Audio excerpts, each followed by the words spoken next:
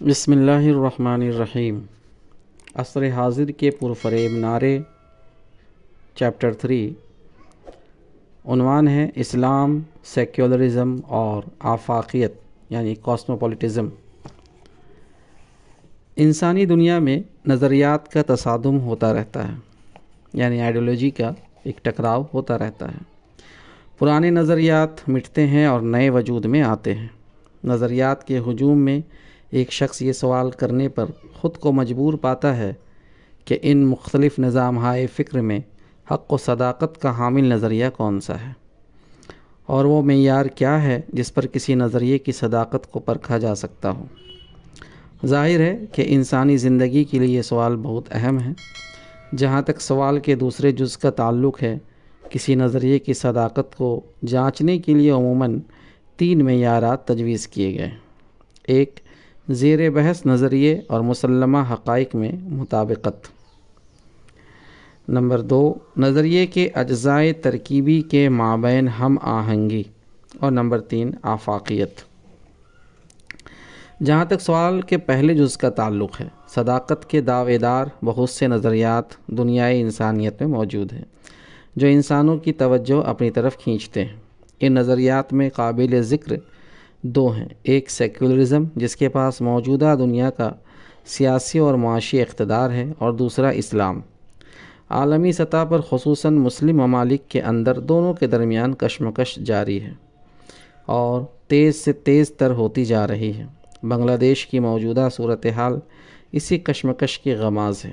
کسی نظریے کی صداقت کے مندرجہ بالا 3 معیارات پر اسلام اور سیکولرزم کا موازنہ کیا جا سکتا ہے۔ اس وقت صرف تیسرے معیار آفاقیت کے سیاق میں یہ موازنہ پیش نظر ہے۔ اس تقابل کے لیے ضروری ہے کہ پہلے خود آفاقیت کا مفہوم طے کر لیا جائے۔ آفاقیت۔ کسی نظریے کو آفاقی نظریہ اس وقت قرار دیا جا سکتا ہے جب اس میں 3 خصوصیات پائی جاتی ہوں۔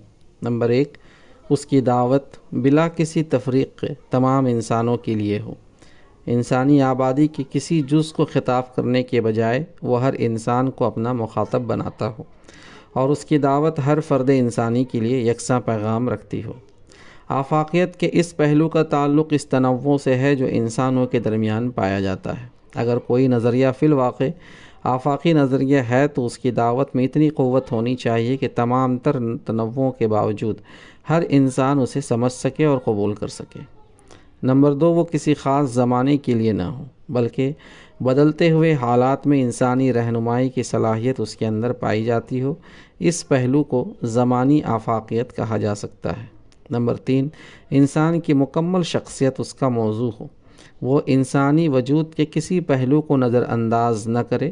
نفس انسانی میں پائے جانے والے تمام جذبات، داعیات اور تقاضوں کی رعایت اس میں موجود ہو، اور وہ انسان سے ایسا کوئی مطالبہ نہ کرے جو اس کی انسانی فطرت سے ٹکراتا ہو۔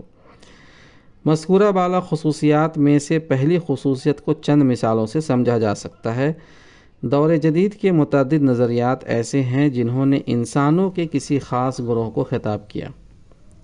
مثلاً کچھ نظریات اپنے عملی پروگرام کے ساتھ اس مقصد کے حامل بن کر سامنے آئے کہ کسی خاص نسل کو بقیہ انسانی نسلوں پر اقتدار اور غلبہ حاصل ہو جائے۔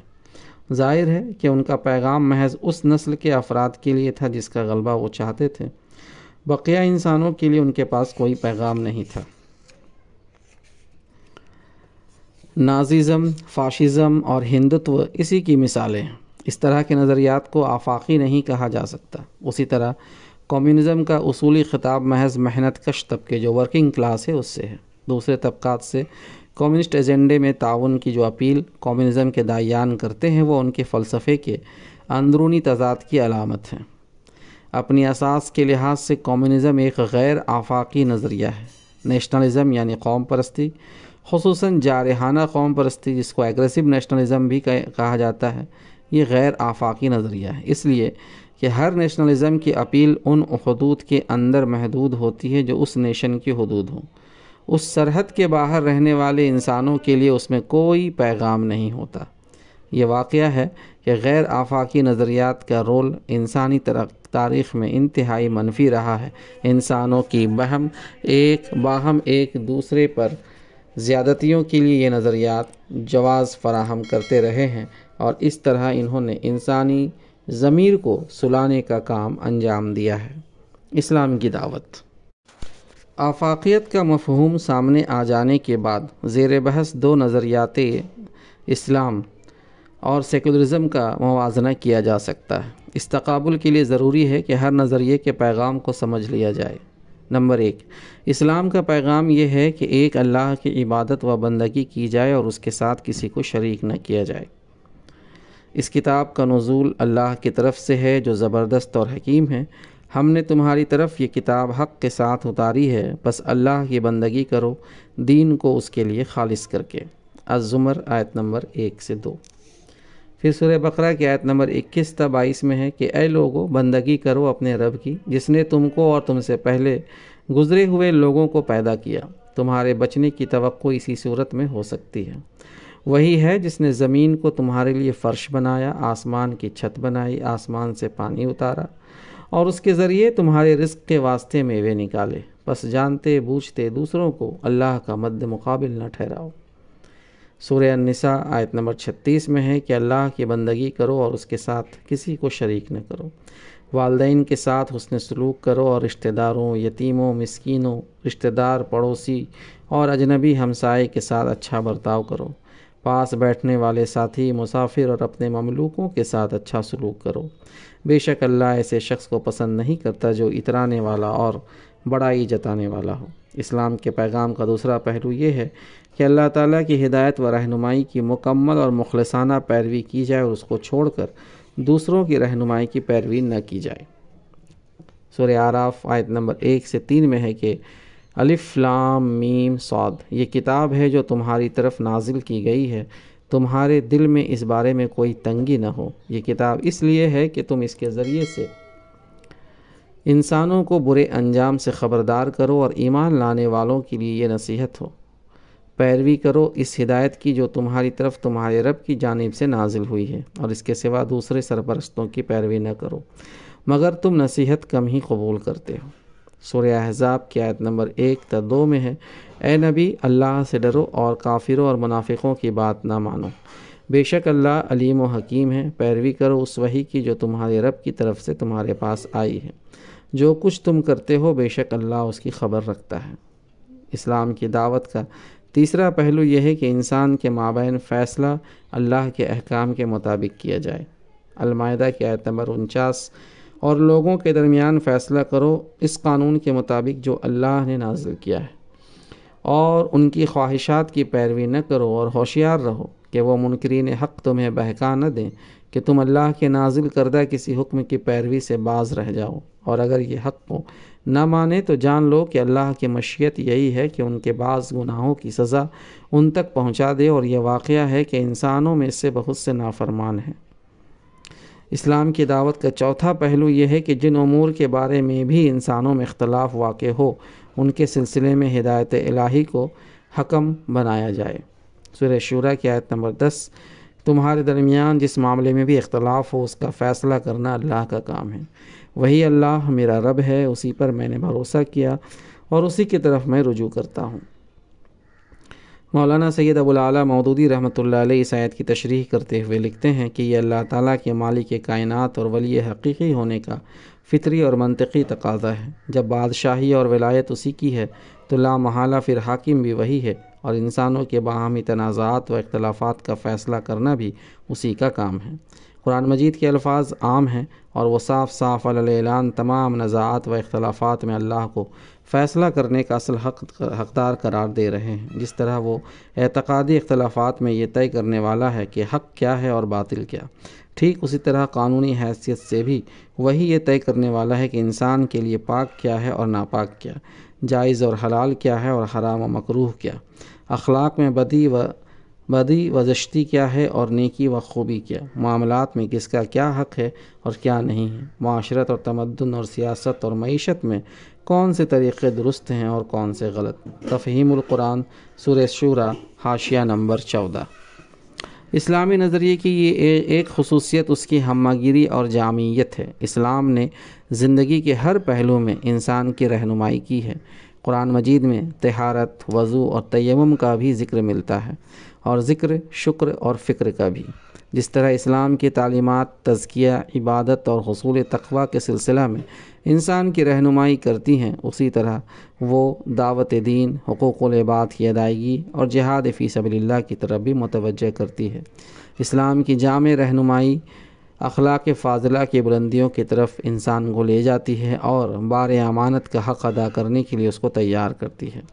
اسلام نے اشخاص کی انفرادی اصلاح کو کافی نہیں سمجھا ہے، بلکہ معاشرے اور ریاست کی اصلاح کو کلیدی اہمیت دی ہے۔ اسی طرح اسلام کے نزدیک صرف باطن کی درستگی کا اہتمام کافی نہیں، بلکہ ظاہر کی طرف توجہ بھی ضروری ہے۔ انسانی زندگی کے تمام شعبے اسلام کے نزدیک اہم ہیں۔ خاندانی نظام، معاشرتی روابط، معاشی تگ و دو، سیاست و حکومت، صلح و جنگ، تہذیب و تمدن، ثقافت و فنون لطیفہ اور تعلیم و تربیت، سب پر اسلام نے توجہ کی ہے۔ مظاہر کی کثرت کے باوجود اسلام کے نزدیک انسانی زندگی ایک وحدت ہے۔ وہ اس پوری زندگی کو اللہ کی بندگی کے رنگ میں رنگنا چاہتا ہے اور انسان کی شخصیت کے ہر پہلو کو غیر اللہ کی بندگی سے آزاد کرانا چاہتا ہے۔ سیکولرزم کی دعوت۔ اسلام کی دعوت سامنے آ جانے کے بعد سوال پیدا ہوتا ہے کہ سیکولرزم کس بات کا علمبردار ہے اور وہ انسانوں کے سامنے کیا پیغام پیش کرتا ہے۔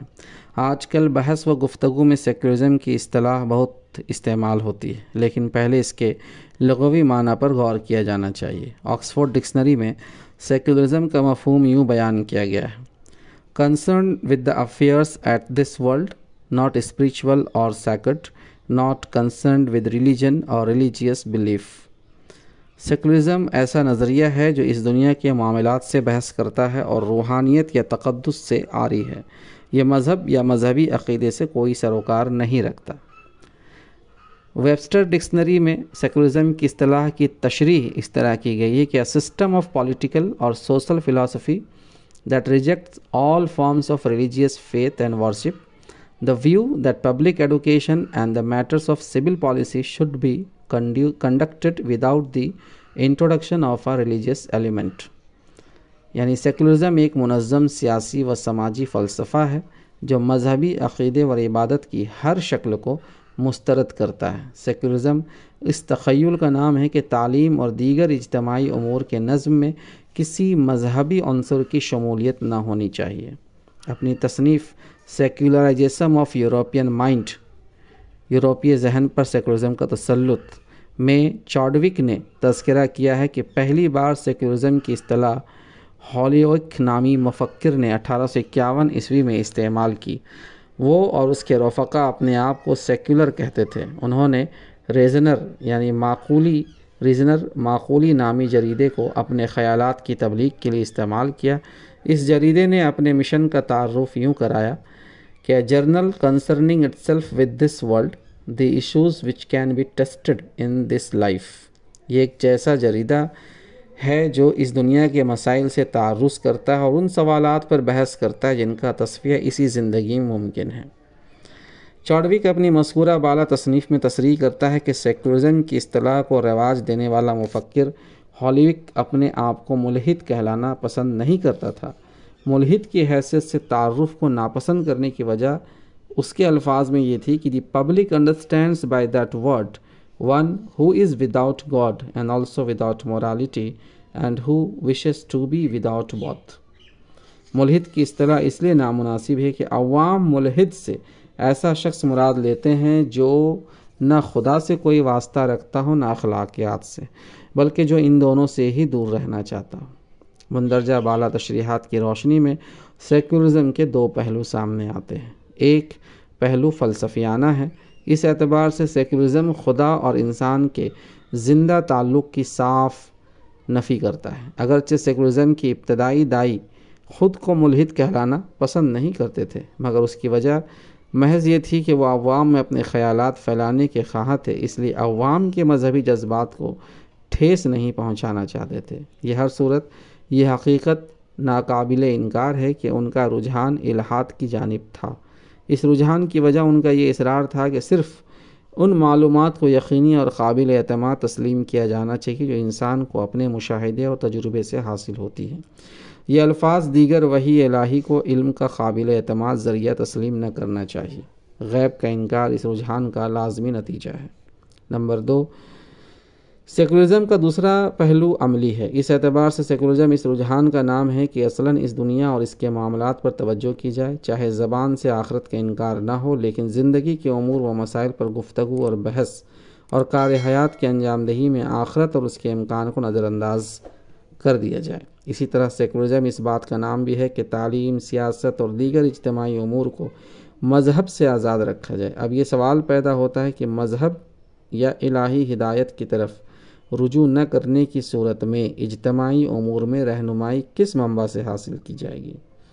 اس سوال کا جواب سیکولرزم کے نزدیک یہ ہے کہ اجتماعی زندگی کے معاملات کی تنظیم کے لیے انسانی عقل کو رہنما بنایا جائے گا۔ یہ عقل انسانی مشاہدات اور تجربات کو زیر غور لائے گی، ان کو منظم کرے گی اور ان سے نتائج اخذ کرے گی۔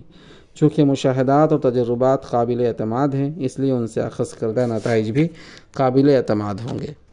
دعوت کی عالمگیری۔ اسلام اور سیکولرزم کا مختصر تعارف سامنے آ جانے کے بعد اس اعتبار سے دونوں کا موازنہ کیا جا سکتا ہے کہ کیا ان نظریات نے تمام انسانوں کو اپنا مخاطب بنایا ہے اور کیا سب سے ان کے خطاب کی نوعیت یکساں ہے۔ جہاں تک اسلام کا تعلق ہے، یہ بات بالکل واضح ہے کہ اس کا خطاب تمام انسانوں سے ہے۔ قرآن مجید انسانوں کے لیے الناس کا لفظ استعمال کرتا ہے۔ اس نے اپنی دعوت بلا کسی تفریق کے سارے انسانوں کو پیش کی ہے۔ ایرانی مفکر علی شریعتی اپنی تصنیف عمرانیات اسلام یعنی سوسیولوجی آف اسلام میں لکھتے ہیں، قرآن نے ہر جگہ الناس کو خطاب کیا ہے۔ رسول اللہ صلی اللہ علیہ وسلم کو الناس کی طرف بھیجا گیا، آپ نے الناس سے خطاب کیا۔ مزید برآں اجتماعی عروج و زوال کا ذمہ دار بھی الناس کو ٹھہرایا گیا۔ عمرانیات کی زبان میں تشریح کرے تو کہہ سکتے ہیں کہ انسانوں کو مجموعی حیثیت سے الناس کہا گیا ہے۔ اسلامی خطاب کے عام ہونے کے علاوہ یہ بات بھی واضح ہے کہ اسلام جو پیغام پیش کرتا ہے وہ بھی سب کے لیے یکساں ہے۔ جو دعوت ایک فرد کے لیے ہے وہی دوسرے کے لیے بھی ہے۔ سب کو اسلام نے اللہ کی بندگی کی طرف ہی دعوت دی ہے۔ دعوت کی یکسانیت انسانی مساوات کا لازمی نتیجہ ہے۔ خطاب کی عمومیت کے اعتبار سے اب سیکولرزم کے نظریے کا جائزہ لیا جا سکتا ہے۔ سوال یہ ہے کہ کیا سیکولرزم کا خطاب سارے انسانوں سے ہے؟ اس سوال کا جواب اس بات میں ہے۔ پچھلی 2 صدیوں میں سیکولرزم کے علمبرداروں نے پوری دنیا میں اس کی تبلیغ کی ہے، اور جہاں موقع ملا ہے جبر اور اکراہ کے ذریعے اس سیکولرزم کے نفاذ میں بھی کوئی دریغ نہ کیا ہے۔ اس طرز عمل سے یہ بات بہرحال واضح ہو جاتی ہے کہ سیکولرزم اپنا پیغام سارے انسانوں تک پہنچانے کا قائل ہے۔ اس کی دعوت کسی ملک، طبقے یا گروہ تک محدود نہیں ہے بلکہ سب کے لیے ہے۔ اس موضوع سے متعلق دوسرا سوال یہ ہے کہ کیا سیکولرزم کا پیغام ہر انسانی گروہ کے لیے یکساں ہے؟ اس سوال کا جواب دینے کے لیے سیکولرزم کی دعوت کے ایک کلیدی جز پر غور ضروری ہے۔ وہ بنیادی نقطہ یہ ہے کہ انسانی مسائل میں رہنما کے لیے ہدایت الہی کے بجائے عقل انسانی کی طرف رجوع کیا جائے۔ سوال پیدا ہوتا ہے کہ عقل انسانی سے استفادہ کس طرح کیا جائے گا؟ اس سلسلے میں پہلی مشکل تو یہ ہے کہ ہر فرد کی عقل الگ الگ رہنمائی کرتی ہے، اور اکثر ایسا ہوتا ہے کہ باہم تبادلہ خیال اور بحث و مباحثے کے بعد بھی لوگوں کی رائیوں میں یکسانی پیدا نہیں ہو پاتی۔ دوسری دقت یہ ہے کہ انسانی عقل آزادانہ اور دیانت دارانہ کام نہیں کرتی، بلکہ سوچنے والے فرد کے جذبات اور مفادات سے بہرحال متاثر ہوتی ہے۔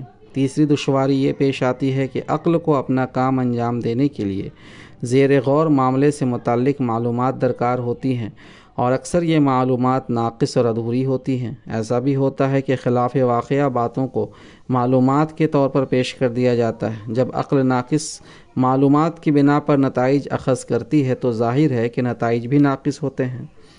چوتھی مشکل یہ پیش آتی ہے کہ پیچیدہ معاملات میں صحیح رائے پر پہنچنے کے لیے معاملے کے ہر پہلو پر غور کرنا ضروری ہوتا ہے۔ اکثر ایسا ہوتا ہے کہ سوچنے والے کی عقل معاملے کی ایک پہلو پر توجہ کرتی ہے تو دوسرے پہلوؤں کو نظر انداز کر دیتی ہے۔ عقل کی رہنمائی سے استفادہ کرنے میں حائل ان تمام دشواریوں سے ہر وہ شخص واقف ہوگا جس نے اجتماعی امور و مسائل کو سمجھنے کی کوشش کی ہو۔ ان مشکلات کے علاوہ عقل انسانی سے استفادے میں سب سے بڑی دشواری جو سامنے آتی ہے وہ معیارات اور قدروں کے بارے میں ہے۔ انسانی رویوں کے تعین کے لیے رہنما اقدار یعنی ویلیوز کی ضرورت پڑتی ہے، جو خوب و ناخوب، صحیح و غلط، پسندیدہ و ناپسندیدہ اور مطلوب و نامطلوب طرز عمل کا فیصلہ کرتی ہے۔ عقل اس سلسلے میں کوئی فیصلہ نہیں کر سکتی، بلکہ اس کو قدروں کے تعین کے لیے انسانی ضمیر اور وجدان کی طرف رجوع کرنا پڑتا ہے یا سماجی روایت یعنی ٹریڈیشن سے رہنمائی حاصل کرنی ہوتی ہے۔ جب ایک بار معیارات متعین ہو جاتے ہیں تب انسانی عقل یہ کام کر سکتی ہے کہ ایسے طریقے سوچنے اور ایسی تدابیر اختیار کرے جن سے مطلوبہ مقاصد حاصل ہو سکتے ہوں، یا اجتماعی معاملات میں ایسے ضوابط اور قوانین وضع کرے اور ایسی پالیسیاں مرتب کرے جو متعین اقدار کے آئینہ دار ہوں۔ مثال کے طور پر اگر کسی سماج میں حیا اور عفت و عصمت کو بنیادی قدر قرار دیا جائے اور فرد کی آزادی کو اخلاقی حدود کے تابع سمجھا جائے تو عقل انسانی اس مزاج سے مطابقت رکھنے والے ضوابط اور آداب وضع کر سکتی ہے، یا وہ موجود ہوں تو ان کی معقولیت پر بآسانی مطمئن ہو سکتی ہے۔ مثلاً حیا اور پاکیزگی کی قدروں کی تابع عقل کے لیے یہ بات سمجھنا مشکل نہ ہوگا کہ بلا ضرورت اختلاط مرد و زن ناپسندیدہ ہے، مردوں اور عورتوں کو اپنی نگاہوں کی حفاظت کرنی چاہیے، عورتوں کے لیے درست نہیں کہ غیر محرم مردوں کے سامنے اپنی زینت کا مظاہرہ کرے، پردے اور حجاب کا اہتمام ضروری ہے، نکاح کو آسان بنایا جانا چاہیے اور عورت کو سامان تجارت بنانا اس کی توہین ہے۔ اس کے برعکس اگر کسی سماج میں حیا اور پاکیزگی کی کوئی خاص اہمیت نہ دی جائے بلکہ جنسی معاملات میں فرد کی آزادی کو مطلق یعنی ایبسولیوٹ سمجھا جائے تو عقل انسانی اس مزاج سے مطابقت رکھنے والے قوانین و ضوابط وضع کر سکتی ہے۔ اس مزاج کی تابع عقل محض بدکاری کو جرم قرار نہ دے گی بلکہ صرف اس وقت اس فعل کو جرم سمجھے گی جب اس میں جبر شامل ہو، اس لیے کہ اس صورت میں فرد کی آزادی مجروح ہوتی ہے۔ اسی طرح پردے، حجاب اور اخفائے زینت کے احکام اس عقل کی سمجھ میں نہ آئیں گے۔ اس بحث کا خلاصہ یہ ہے کہ ہدایت الہی کے بجائے عقل انسانی سے رہنمائی حاصل کرنے کا سیکولر پیغام اپنے اندر ابہام یعنی ایمبیگوٹی رکھتا ہے۔ اس ابہام کو دور کرنے کے لیے یہ بتانا ضروری ہے کہ عقل اپنا فریضہ کن قدروں کی رہنمائی میں انجام دے گی۔ سیکولرزم کے علمبرداروں نے اپنے عملی رویے سے اس سوال کا جواب یہ دیا ہے کہ یہ قدریں مغربی معاشرے سے لی جائیں گی۔ اس جواب پر پوری دنیا میں عمل بھی ہو رہا ہے۔ نظام تعلیم اور ذرائع ابلاغ پوری قوت سے مغربی قدروں کو دنیا میں پھیلا رہے ہیں، اور جو معاشرے اس تبلیغ میں مزاحم ہیں ان پر یہ جبراً ان قدروں کو مسلط کیا جا رہا ہے۔ دنیا بھر کے سیاسی اور معاشی نظام اس طرح مرتب کیے جا رہے ہیں کہ ان قدروں کو حکمرانی کو یقینی بنایا جا سکے۔ اس بحث سے یہ نتیجہ نکلتا ہے کہ مختلف انسانی گروہوں کے لیے سیکولرزم کا پیغام یکساں نہیں ہے۔ اہل مغرب کے لیے سیکولرزم کا پیغام یہ ہے کہ وہ انسانی امور و مسائل میں اپنی عقل کو رہنما بنائیں۔ رہی بقیہ انسانیت تو اس کے لیے سیکولرزم کی دعوت یہ ہے کہ وہ مغربی عقل کا اتباع کرے، یعنی پہلے ان قدروں کو تسلیم کرے جن کو صنعتی انقلاب کے بعد مغرب نے اپنا رہنما بنایا ہے، پھر ان قدروں کے مطابق سماجی و سیاسی تنظیم کے لیے عقل کا استعمال کرے۔ مندرجہ بالا فرق کی بنا پر یہ بات واضح ہے کہ سیکولرزم آفاقی نظریہ نہیں ہے۔ زمانی آفاقیات دعوت کے یکسانیت کے علاوہ آفاقی نظریے کی تعریف میں یہ وصف بھی شامل ہے کہ اس کے اندر مختلف حالات میں انسانوں کی رہنمائی کرنے کی صلاحیت موجود ہے۔ آفاقی نظریہ کچھ دائمی اصول رکھتا ہے جو کسی حال میں نہیں بدلتے، کچھ حدود متعین کرتا ہے جن سے انسانی سرگرمیوں کو محدود ہونا چاہیے، اور کچھ مقاصد پیش کرتا ہے جن کے حصول کے لیے فرد، سماج اور ریاست کو کوشاں ہونا چاہیے۔ دائمی اصولوں، حدود، اقدار اور مقاصد کے تعین کے بعد آفاقی نظریہ انسانوں کو جزیات اور تفصیلی تدابیر کے سلسلے میں آزادی دیتا ہے، جہاں وہ بدلتے ہوئے حالات کے مطابق مناسب طرز عمل اختیار کر سکتے ہیں۔ گویا آفاقی قرار دیے جانے کے لیے نظریہ ایسا ہونا چاہیے جو دو قسم کے عناصر پر مشتمل ہو۔ ایک، دائمی عناصر جو وقت کے ساتھ نہیں بدلتے، ان میں اصول، حدود، مقاصد، قدریں اور آداب شامل ہیں۔ نمبر دو، غیر دائمی عناصر جن میں وقت اور حالات کے ساتھ تبدیلی کی جا سکتی ہو، ان میں جزیات اور تفصیلی تدابیر شامل ہیں۔ ظاہر ہے کہ ان دونوں قسم کے عناصر میں واضح خط امتیاز یعنی ڈسٹنکشن ضروری ہے۔ ہدایت الہی سے ماخوذ نظریے اسلام میں یہ امتیاز واضح ہے۔ جو کچھ کتاب الہی اور سنت رسول صلی اللہ علیہ وسلم سے ثابت ہے وہ دائمی ہے، اور جن امور میں کتاب و سنت نے آزادی دی ہے وہ غیر دائمی عنصر سے متعلق ہے۔ ان میں حالات بدلنے کے ساتھ کتاب و سنت کی تربیت یافتہ عقل انسانی اپنا کام انجام دے سکتی ہے۔ اس سرگرمی کا نام اجتہاد ہے۔ مستقل اور غیر مستقل کے درمیان یہ واضح امتیاز الہی ہدایت کی بہت بڑی دین ہے، جو انسانوں کو غیر ضروری اختلافات سے بچا لیتی ہے۔ اس امتیاز سے عقل انسانی کا صحیح رول متعین ہو جاتا ہے۔ تبدیلی زندگی کا وصف ضروری ہے، لیکن حیات کے بعض پہلو دائمی بھی ہیں۔ آفاقی نظریہ اس حقیقت کا واضح ادراک رکھتا ہے۔ سوال پیدا ہوتا ہے کہ کیا سیکولرزم زمانی آفاقیات کے معیار پر پورا اترتا ہے؟ کیا کوئی کتاب ایسی ہے جس پر سیکولر نظریے کے قائلین متفق ہوں اور جس کے مندرجات کو اس نظریے کا دائمی عنصر قرار دیا جا سکتا ہو؟ ظاہر ہے کہ اس سوال کا جواب نفی میں ہے۔ اصولاً اس نظریے میں ہر چیز متغیر ہے، اس لیے کہ عقل انسانی کی پرواز پر کوئی پابندی نہیں لگائی جا سکتی۔ چنانچہ نظریے کے اجزاء ترکیبی میں سے کسی کو بھی دائمی قرار نہیں دیا جا سکتا۔ اصولاً ان میں سے ہر جز میں تبدیلی کا یا اس کے یکسر مسترد کر دیے جانے کا امکان موجود ہے۔ عملاً اس دشواری کا جو جواب سیکولرزم کے قائلین نے دیا ہے وہ یہ ہے کہ انہوں نے مغرب کے تعامل کو سیکولر نظریے کا دائمی عنصر قرار دیا ہے۔ گویا اس وقت جو کچھ مغرب میں مسلم ہے وہ ان کے نزدیک ہر قسم کے حالات کے لیے صحیح اور درست ہے۔ ظاہر ہے کہ یہ ایک مفروضہ ہے جس کے حق میں کوئی معقول دلیل نہیں دی جا سکتی۔ البتہ یہ ممکن ہے کہ جبر کے ذریعے دنیا کو مجبور کیا جائے کہ مغرب کے مفروضات کو تسلیم کر لے، خواہ وہ اس کی سمجھ میں نہ آتے ہوں۔ اس وقت سیکولرزم کے داعیوں کا طرز عمل بتاتا ہے کہ وہ بجبر دنیا پر اپنی فکر مسلط کرنا چاہتے ہیں۔ اس بحث سے یہ بات ثابت ہو جاتی ہے کہ زمانی آفاقیات کے اعتبار سے بھی سیکولرزم آفاقی نظریہ نہیں ہے۔ نظریے کی جامعیت۔ کسی نظریے کے آفاقی قرار دیے جانے کے لیے تیسری ضروری شرط یہ ہے کہ وہ نظریہ حیات انسانی کے ہر پہلو میں رہنمائی کا فریضہ انجام دے۔ ظاہر ہے کہ اسلام اس کسوٹی پر پورا اترتا ہے۔ اسلام کی اس خصوصیت کا تعارف کراتے ہوئے مولانا سید جلال الدین عمری لکھتے ہیں کہ اسلام فکر بھی ہے اور عمل بھی، یہ عقیدہ بھی ہے اور عبادت بھی، یہ اخلاق بھی ہے اور قانون بھی، یہ اللہ تعالیٰ سے انسانوں کا تعلق بھی جوڑتا ہے اور انسانوں کے ایک دوسرے سے روابط بھی درست کرتا ہے، یہ فرد کی اصلاح بھی ہے اور سماج کی تعمیر بھی، یہ تزکیہ و طہارت بھی ہے اور جد و جہد اور جہاد بھی، اس میں روح کی تسکین بھی ہے اور مادی ضروریات کی تکمیل بھی، یہ انسانوں کے جذبات و احساسات اور خیالات کی بھی نگرانی کرتا ہے اور اس کے معاملات کو بھی دیکھتا ہے، یہ اس کی روح کو خدا کے سامنے جھکاتا اور اس کے جسم کو اس کے احکام کا پابند بناتا ہے۔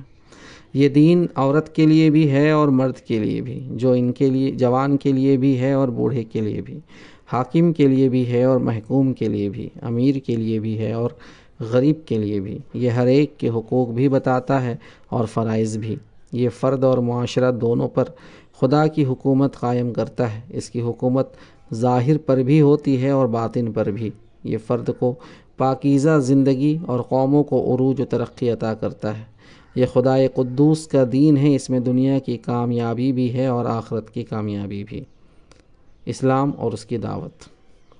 اب اس کسوٹی پر سیکولرزم کا جائزہ لیا جا سکتا ہے۔ ظاہر ہے کہ سیکولر نظریہ آخرت کا کوئی تصور نہیں رکھتا، چنانچہ وہ صرف دنیا کے معاملات سے بحث کر سکتا ہے۔ ان معاملات میں اپنے عین مزاج کے مطابق سیکولرزم صرف اجتماعی معاملات سے تعرض کرتا ہے اور اجتماعی امور کے بھی صرف اس ظاہری پہلو پر توجہ کرتا ہے جو مشاہدے کی گرفت میں آ سکتا ہو۔